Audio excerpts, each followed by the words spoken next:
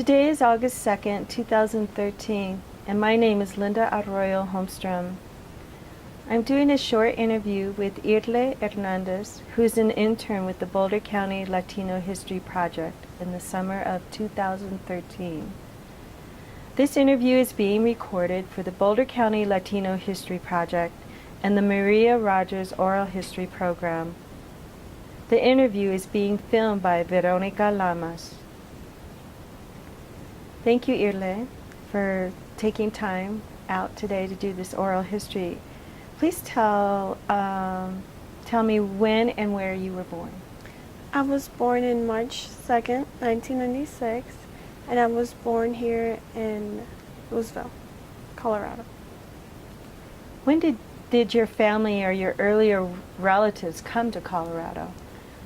My mother came in 1994, I believe, here to Colorado. She came here because of a job opportunity.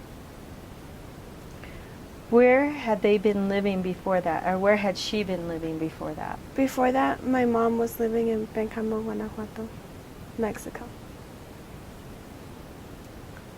Why did she come here? I know you mentioned a job opportunity, but was there like a push factor? Was there some reason she had to leave, or was it just because she had an opportunity? Well, part of the reason was because she had an opportunity, but she was, like, Pénjamo is a small town, so she had a bit of a trouble over there with her family, and she decided to come over here as a, like, stress reliever. Has your family's been together since you've been here, since your mom came, right? Yeah, I don't live with my father. I met him my sophomore year, which was last year. It was a one-time meet, but when I was born, I actually didn't grow up with him.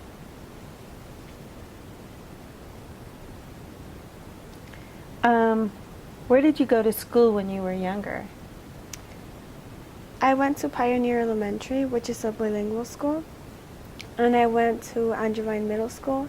The first 2 years, it was bilingual. I took science and Spanish, and then I took a Spanish class, and then for my high school, I'm in Centaurus. Are you taking Spanish at Centaurus?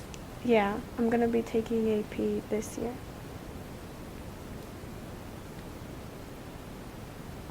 What do you think have been some really supportive influences for you in middle school and high school? What has helped you? I think that the one thing that has helped me was my teachers. My mom, she couldn't afford for anyone to take care of us, and so she took us to work with her, and she cleans houses, and that was really a push factor because I see her working and I didn't want that life. So she said, if you study, if you go to school, you won't have to work as hard. You'll get a better job and a better pay. And then my teachers, they let me see how they give me opportunities to do better things and to help in the community. And they see that they show me the potential that I have, and they're that push factor. Haven't your teachers also recognized your potential? Can you tell us about that? Yeah, I actually was, for this program, one of my teachers, they recommended me for this. And then I was in the Latino Youth Conference Committee, and I was awarded in the AVID Award. Have you faced challenges? Yes, I have. I realized that I'm not very fluent in English as I should be, I guess, as other kids that aren't.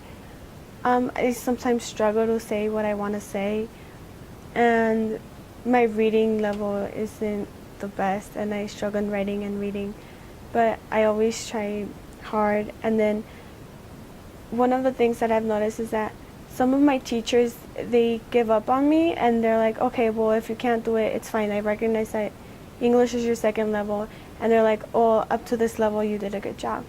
And I'm not someone that que es conformista con el trabajo, I want to do my best and give it like, and if I know that there's a mistake, I want to fix it and do better than that. So that bugs me in a way, and because I don't like it to just give up to a certain level. I want to like reach the highest or be the best I can. And yeah. As you look into the future, what would you like to be doing in 10 years? 10 years from now? And 10 years from now, let's see, I would be 27 years old. I would like to be married to a really handsome guy. I would like to have, I don't know, probably 2 kids. I see myself working as an elementary teacher. And one of the reasons why I want to do that is because I have that ability to teach, and then I love little kids. And the other thing is I want to be their influence. I want them, in my elementary school years, I didn't always enjoy school. Like, I remember my 2nd grade was the funnest because of my teacher. He was really fun, and he encouraged us to do better stuff. And then that's how I want to be. I want to help kids go to school because they enjoy it, because they like it, not because it's something they have to do. Do you think that being Latina will affect your ability to pursue your future plans? I think it will be an ability because I speak Spanish and English, and then so I can work in a bilingual school and get a better raise for the job, and then yeah. Are there any other topics or issues you would like to bring up at this point? Yeah, there's several things I want to bring up. So, like back to what you just asked, I think also that being bilingual would be good because I would understand those Hispanic or Latinos kids who are growing up that sometimes they don't feel like fit in with the American kids. I would like be able to unite them and make them as one group and not just classify them as different groups. That's something I also want to do. And then part of something that has impacted me in my life a lot was that last summer, my father was taken away by immigration. I spent it, my father got separated with my mom when I was in elementary school, and he has a girlfriend right now, and I spent some summers with him, and there's days where I can go over, and I was spending a week over at his house. So it was Friday night. We rented movies and we got all kinds of candy, and I got like sugar rushed in the morning, and this police came. We stayed up until like 3 a.m. watching the movies, and then the police came around 5 a.m. and my dad's girlfriend has a daughter.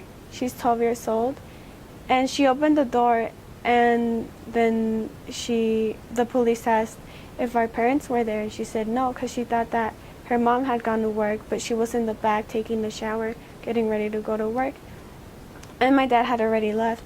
So what happened was that and then the police asked her, he said, okay, he's like, do you know when they come back?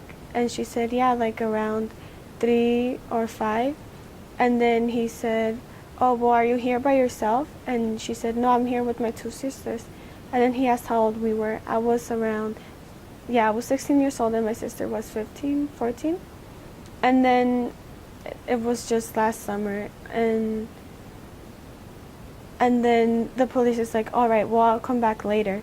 And she closed the door, and she told us, and we assumed that it was when he said he was going to come back later, like he was going to come around back 2 or 5 to meet with our parents. But no, and then my sister's mom, my dad's girlfriend, comes out. Her name is Tony. She comes out and she says, Larissa, who was that? And she said, oh, it was a cop. I think he was looking for Dad because in his paper it had my dad's last name. And then she got worried, and she's like, are you serious? And then because of all that candy I had last night, I was laughing and laughing so hard. She didn't want to believe Larissa. And then I was like, no, Tony, it actually was the police. And then Larissa, well, she tries to be like, yeah, it was we, until my sister actually confirmed it. She's like, no, they're not telling, it's not a lie, that it is true. And then Tony called my dad, and my dad came from work over to the house to see what was going on. So when he got back, like few minutes later, the police got there, and in the side of the road, you can see how it says immigration in the car. He like hid in a corner, and then my dad was talking to the police outside. We were worried, and then he was like, he gave Tony his credit card, his ID, his wallet. He gave him everything, and then he had certain things to bring to the police, and then they talked for a while. I remember I checked through the window and he was still there. And then a few minutes later, I checked again and he wasn't there. And I was so mad because he was talking on the phone to Tony, and we were freaking out. We're like, wait, what happened? And then she told us at the end when he hanged up, she said that immigration had taken him. And well, I was really sad. I cried. It was like, I don't know, like I didn't want to believe it, and I didn't know how to react to it. I just cried, and I was super mad because we didn't get a chance to say goodbye. And then a month later or so, we actually got to see him they had him in a jail. So it was a window with, it had like little cubes. I don't know if you've ever visited a jail before with people. And then the mirror, so it's not clear. It has little black cubes. They're black lines like that make cubes, and then it has a little circle with like one of those old microphones. It had that thing for you to talk, and it smells bad. And you were lucky enough if you actually got the opportunity to grab a phone and talk on the phone, and you could listen better like that. And the spaces are small. They're like this, and then they have blocks like little like that.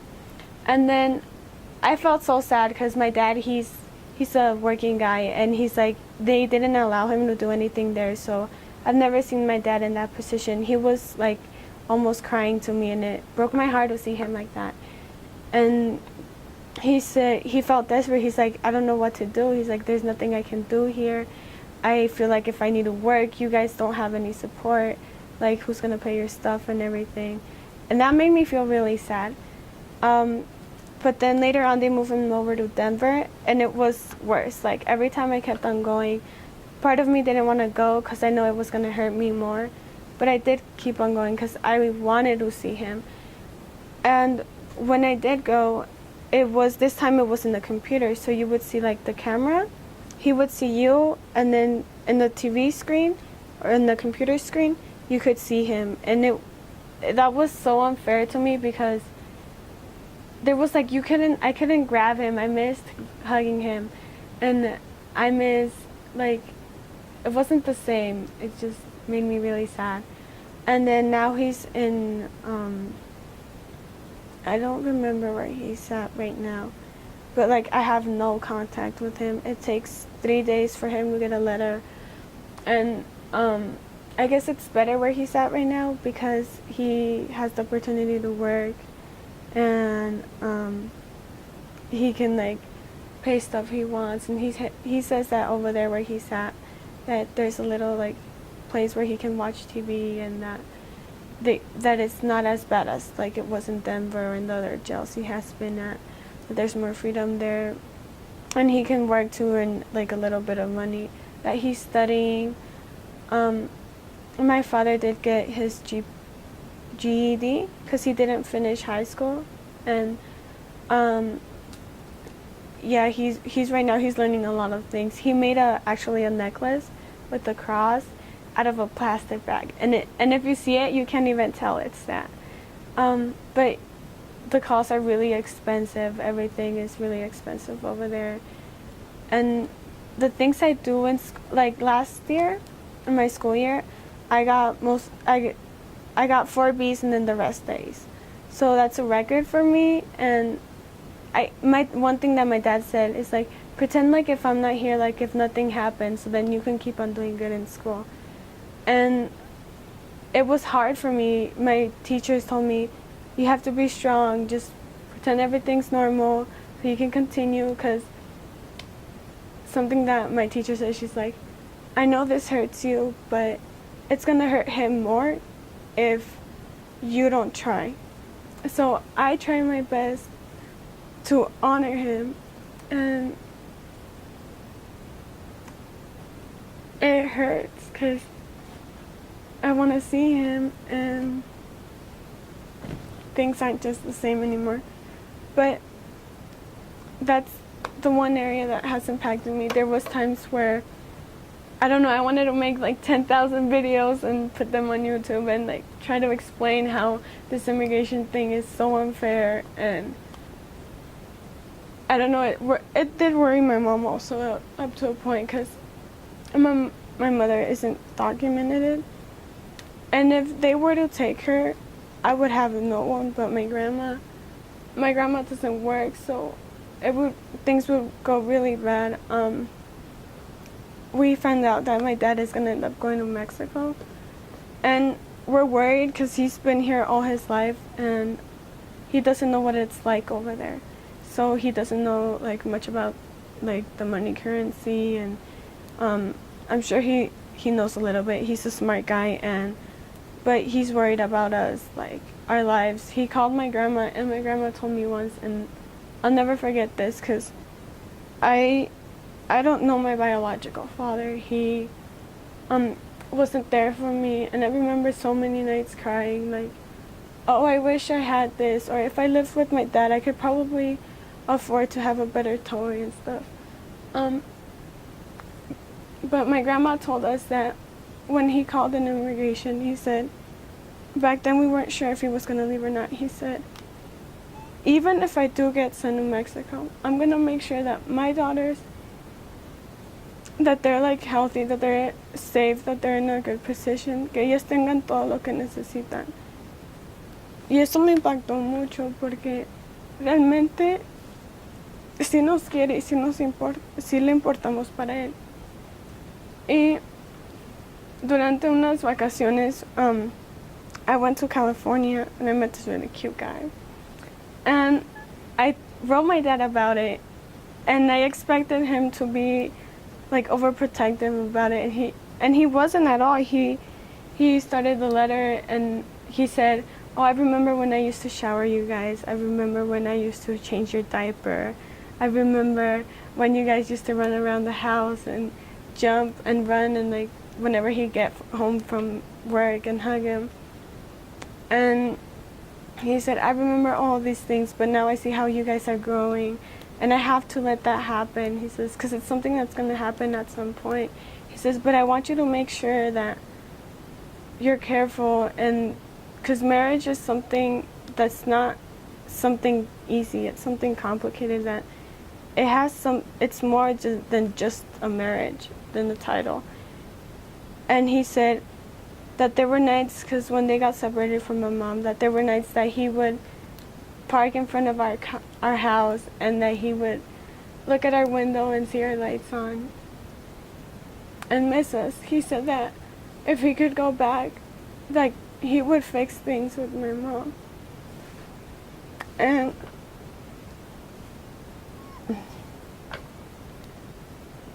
I just wish that, I know he made some mistakes and everything. I know we all make mistakes, but our errors don't define us. And I know that many of us, like Hispanics, make mistakes, and then they classify us as like, oh, it's because Hispanics are lazy. They only get they're taking their jobs away. But if we do make a mistake, I don't want anyone to be classified, or people to be classified because of one mistake that someone else did, you know.